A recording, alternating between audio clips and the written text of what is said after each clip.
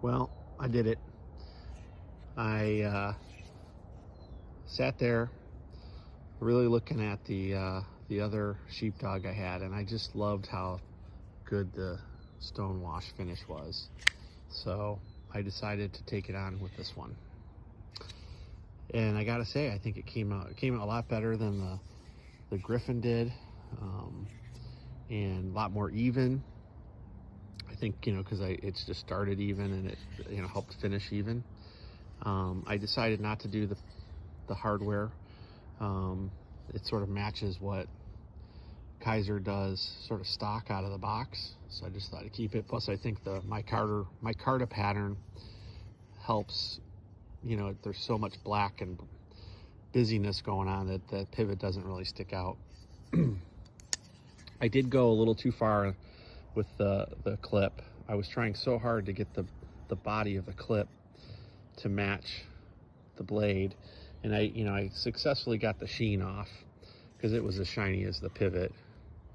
But I think the shape of the clip, you can see all the edges and the high points really came off quick. The finish is probably different than on the blade, but it's still very, very strong. I tell you, PVD gets a pretty bad rap because it's tough. This was maybe 3 hours total in a vibratory tumbler with a lot of media to get that finish. That just, to me, just tells you that PVD is a lot stronger than the impressions that people give. I just think the biggest thing is it just doesn't look, it's hard not to see PVD, like especially what Kizer does, and not think that it just sort of looks a little cheap or looks more like paint, really, is kind of what I would say. And I just think this makes it look a lot more classy.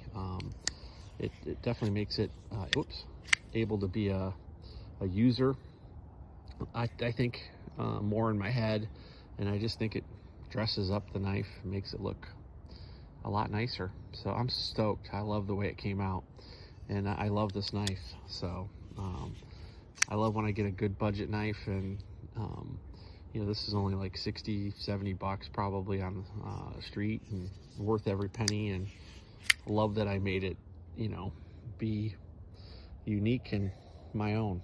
Nothing more fun than that. So there you go. There's the Kizer Sheepdog Stonewashed.